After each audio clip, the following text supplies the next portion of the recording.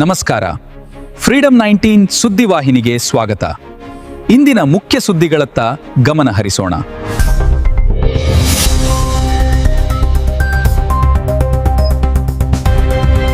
ನಮಸ್ಕಾರ, ನೀವು ನೋಡ್ತಾ ಇದ್ದೀರಾ ಫ್ರೀಡಂ 19 ನ್ಯೂಸ್ ಚಾನೆಲ್.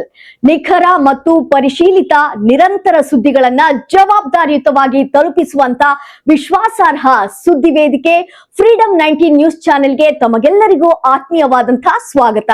ಬನ್ನಿ ಇವತ್ತಿನ ಸುದ್ದಿಗಳನ್ನ ನೋಡೋಣ.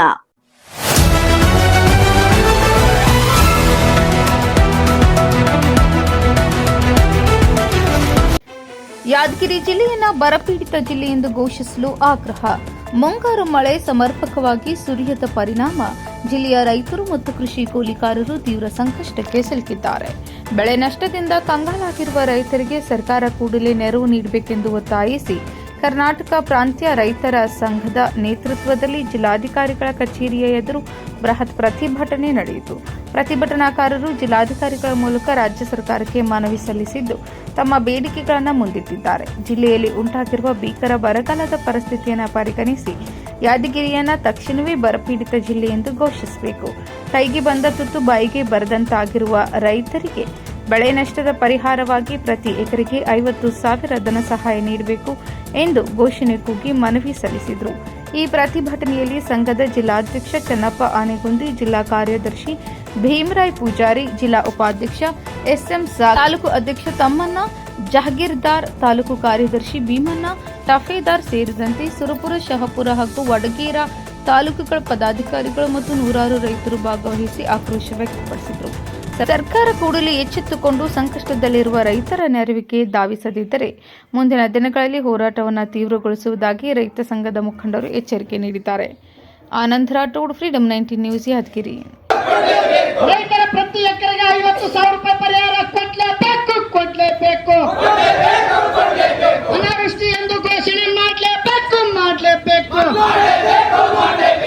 ರೈತರ ಕಷ್ಟದಲ್ಲಿರುವ ಸರ್ಕಾರ ತಕ್ಷಣ ಮಧ್ಯಪ್ರವೇಶ ಮಾಡಲೇಬೇಕು.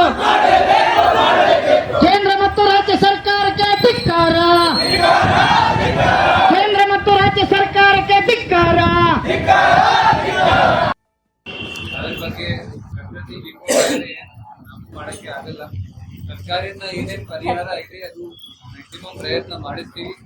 ಜೊತೆಗೆ ಈ ಡ್ಯಾಮ್ ಬಗ್ಗೆ ಸರ್ಕಾರದಿಂದ ತೀರ್ಮಾನ ಆಗ್ತಾ ಇದೆ. ಮೊನ್ನೆ ಮುಖ್ಯಮಂತ್ರಿ ಸಮ್ಮೇಳನಲ್ಲಿ ಕೂಡ ಅದರ ಬಗ್ಗೆ ಚರ್ಚೆ ಆಯಿತು. ಸರ್ಕಾರ ಹಂತದಲ್ಲಿ ಡಿಸಿಷನ್ ಆಗುತ್ತೆ. ಡಿಸಿ ಸರ್ ಮುಖಾಂತರ ಈಗಾಗಲೇ ಪ್ರಸ್ತಾವನೆ ಹೋಗಿದೆ.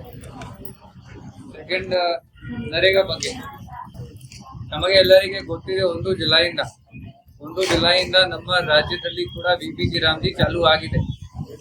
ಅದರ ಬಗ್ಗೆ ಸ್ವಲ್ಪ ಹೊಸ ಗೈಡ್ಲೈನ್ಸ್ ಬರ್ತಾ ಇವೆ.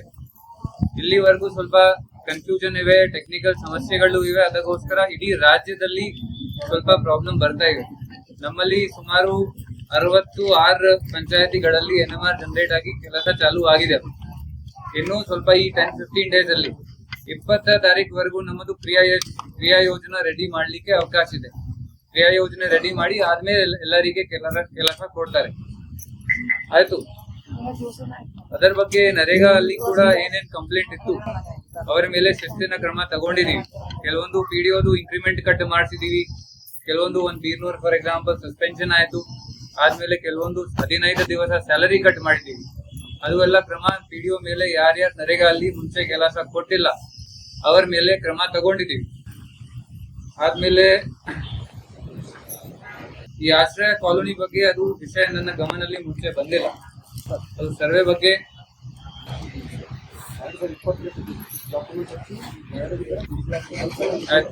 ಅದು ನಾನು ನೋಡ್ತೀನಿ. ಇಲ್ಲಿವರೆಗೂ ಗಮನದಲ್ಲಿ ಇದ್ದಿಲ್ಲ. ಸರ್ವೆ ಏನಾದ್ರೂ ಇಶ್ಯೂ ಪೆಂಡಿಂಗ್ ಇದ್ರೆ ಸರ್ ಜೊತೆ ಡಿಸಿ ಸಾಹೇಬ್ ಜೊತೆಗೆ ಚರ್ಚೆ ಮಾಡಿ ಬಗೆಹರಿಸ್ತೀವಿ. ಆದ್ಮೇಲೆ JJM ಬಗ್ಗೆ, JJM ಅಲ್ಲಿ ಕೂಡ ಕಳಪೆ ಕಾಮಗಾರಿ ಆಗಿದೆ. ಅದರ ಬಗ್ಗೆ ಕೂಡ ಮುಖ್ಯಮಂತ್ರಿ ಮೀಟಿಂಗ್ ಅಲ್ಲಿ ಚರ್ಚೆ ಆಯ್ತು. ಇಡೀ ರಾಜ್ಯದ ಸಮಸ್ಯೆ ಇದೆ, ನಮ್ಮ ಜಿಲ್ಲೆದು ಮಾತ್ರ ಸಮಸ್ಯೆ ಇಲ್ಲ.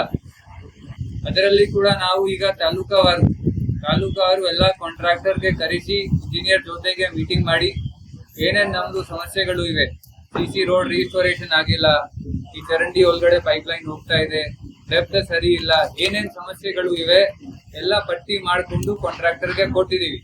ಅವರಿಗೆ 1 ತಿಂಗಳು ಟೈಮ್ ಕೊಟ್ಟಿದ್ದೀವಿ ಸರಿಪಡಿಸ್ಲಿಕ್ಕೆ. ಅವರು ಸರಿ ಮಾಡ್ತಾ ಇದ್ರೆ ಓಕೆ, ಅದರ್ವೈಸ್ ನಾವು ಅವರ ಮೇಲೆ ಕ್ರಮ ಬ್ಲಾಕ್ ಲಿಸ್ಟಿಂಗ್ ಮಾಡಬಹುದು. ಇವಿಷ್ಟು ಈವರೆಗಿನ ಸಂಕ್ಷಿಪ್ತ ಸುದ್ದಿ. ನೋಡ್ತಾ ಇರಿ ಫ್ರೀಡಂ 19 ನ್ಯೂಸ್ ಚಾನೆಲ್. ಧನ್ಯವಾದಗಳು.